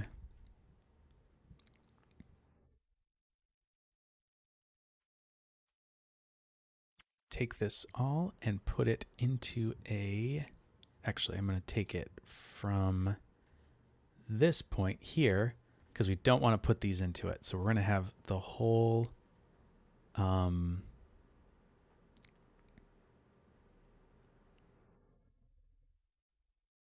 oh, actually I've got an even better idea. Let's do this. We're going to have the in curve be up and we're going to take the switch a little bit down. So this curve is going to come in here and then be here and then here. So we can turn on or off whether we want to just have a straight line or we want to have a curve.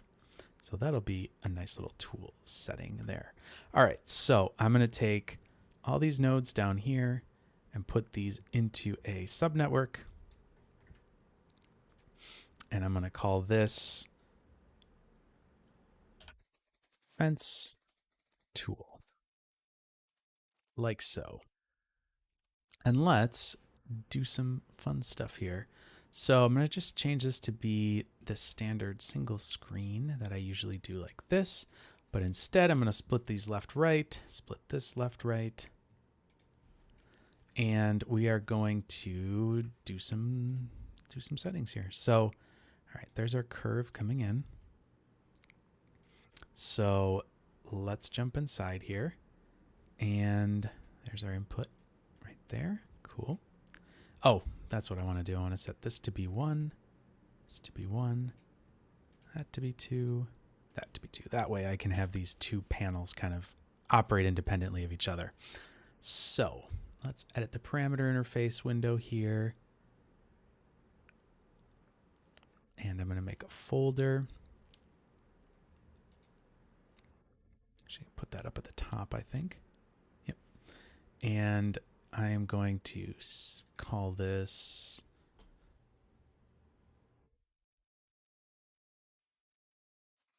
I don't know, fence settings, I guess. Apply that. And let's start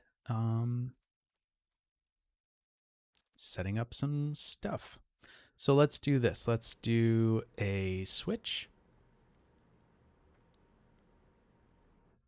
Or a toggle, I should say. We're going to call this use external curve. Let's use curve. Hit apply, and then that will drive this. So I'm just going to drag and drop this over here and say relative reference.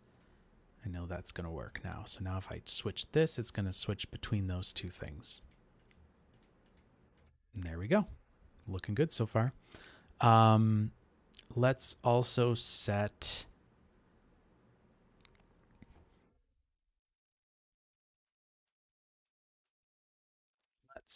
the resample here.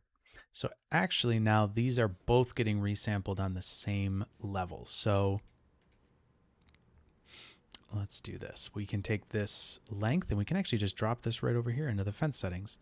And we'll call this one name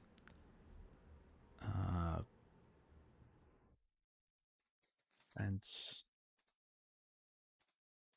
Well, we can just call it maybe piece length.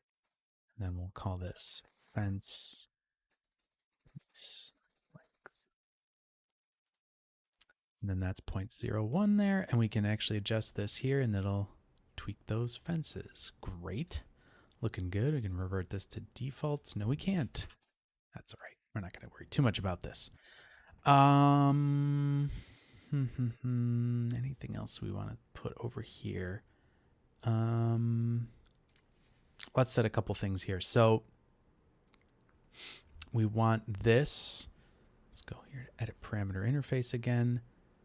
No, we can't drag that. Let's do 2 floats. We'll call this one fence height.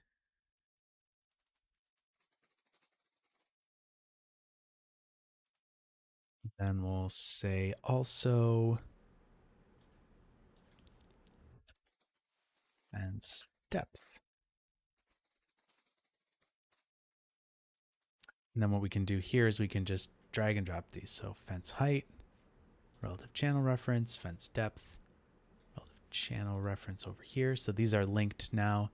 And so now we can just do, F1 and then, what was that, 0.01? Yeah, there we go. Great. And then here we can do another folder, put that inside of here, and we can do this as a collapsible. We can call this Bevel options.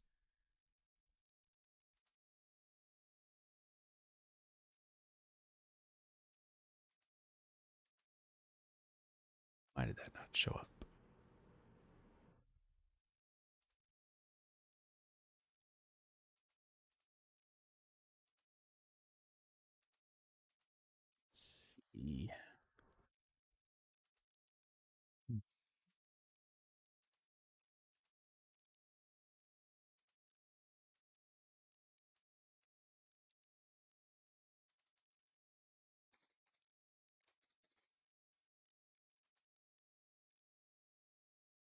Maybe we need to have something in there. All right, so let's do this. Distance and divisions. There we go. Guess you need something in there for it to be collapsible. Great, so there's our bevel options as well. Gonna accept that. Now we can see here. Got our bevel. That's really weird. Didn't know it would quite do that. And then we have our divisions. Make it pointy. Make it real round. Anything else? No, I think we're good there.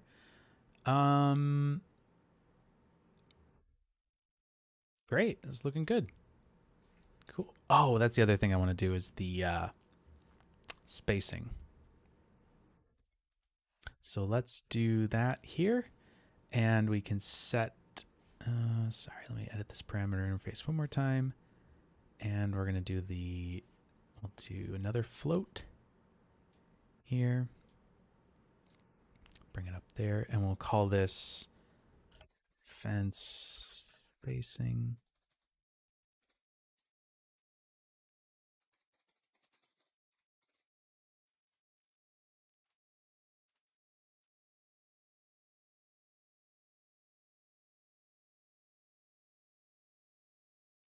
Go. Oh, that was weird.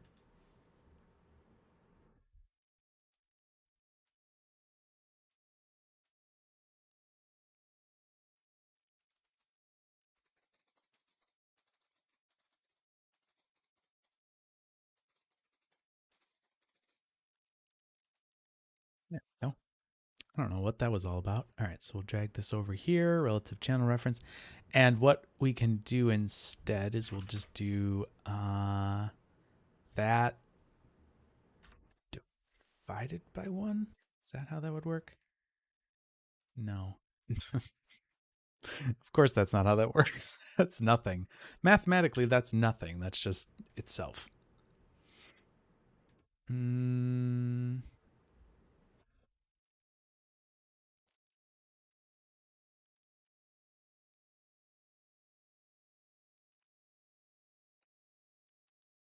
Oh, maybe it's just 1 minus that, right? Is that what it is? Yeah, there we go. So now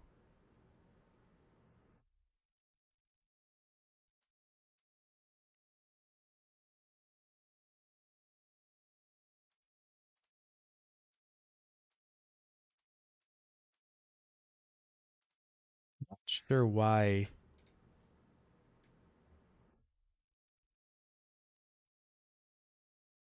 Oh, there we go. Okay. It just wasn't calculating that correctly for some reason. There we go. Works a little better when it's in the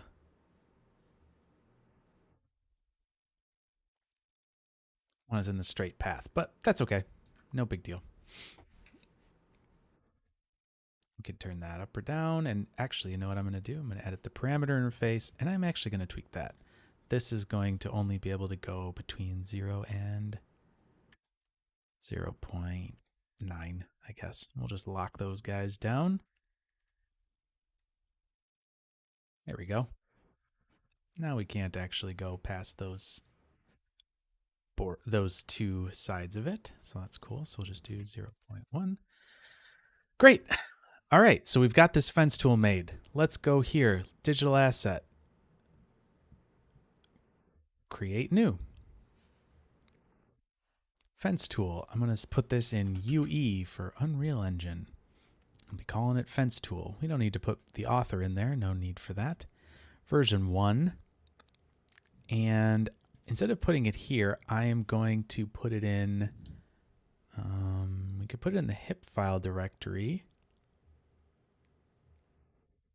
Yeah, we could do that. That's fine because I saved this in the same location as my Unreal. So that's pretty good. Fence tool, looking good there.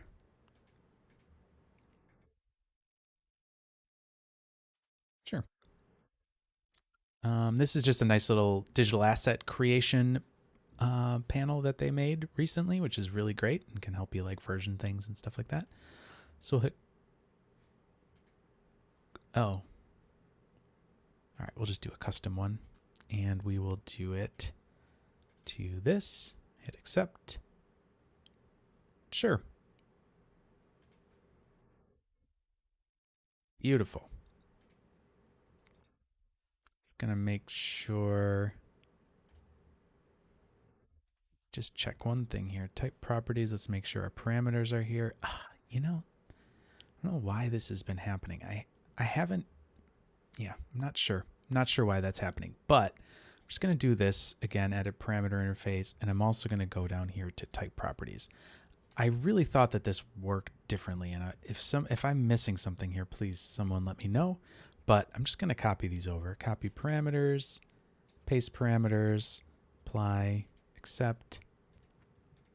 And now when I save this and match, should be good.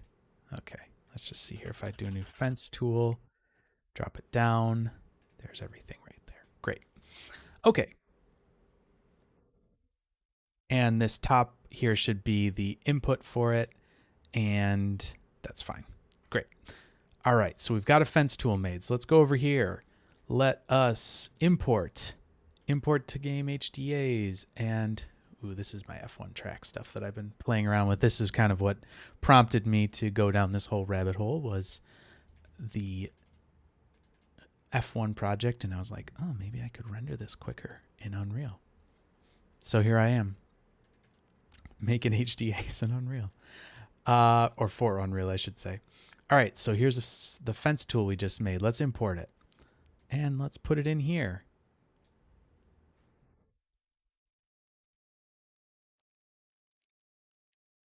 No Houdini engine started yet, though. Right? So let's go up here, and let's create a session, and let's see what happens. See if this boots up. Oh, something happened. Something happened. All right, let's see what we got here. Do we have anything, folks? Oh no, what? Unreal. You crashed on me.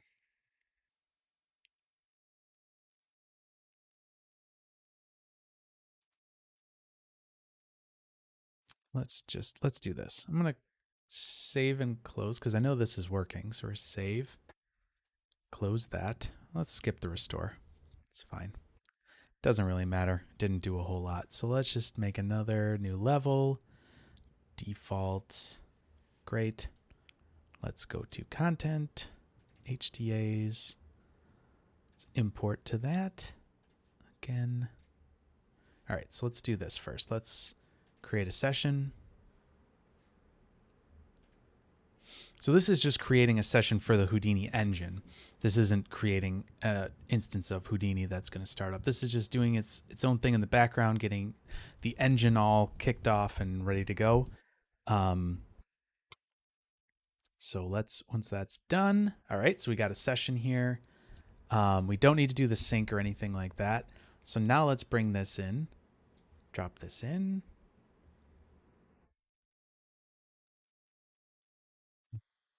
We got.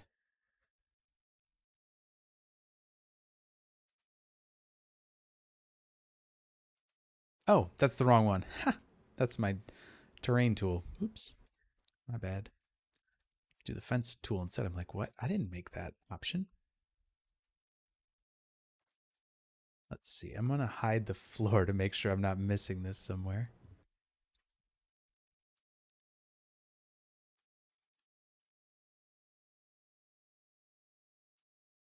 Let's see here. Oh, these are all set to 0. Well, that's not going to help. Fence height 1. Fence depth. Hey. That's what I'm talking about. Fence spacing. Did I have that on 0.1? It's working. Look at this, guys. We've got a fence generator here. Make gigantic fence pieces. We can make all sorts of different super tall fences, super short fences. We can bevel them, do all sorts of different things. And this is a Houdini digital asset based in Unreal. And this is interesting. There is a curve input here.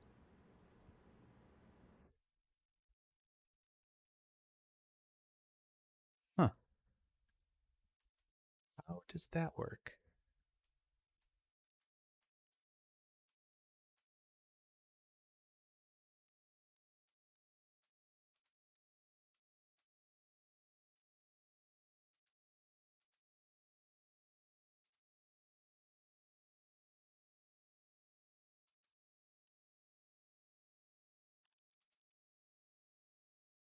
Oh, cool. Perfect. Oh my gosh, this is working. It's working. Oh my gosh, this is fantastic. We got stuff happening here. So, I should be able to do do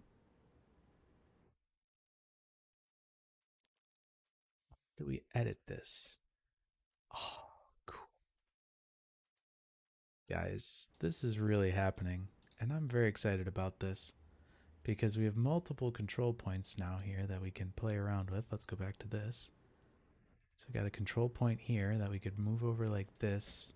Well, unfortunately, whoops. Looks like that didn't like that so much. Well, that's okay. It's okay. We're here to learn, right? So,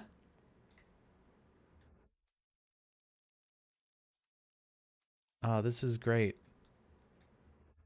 It's working.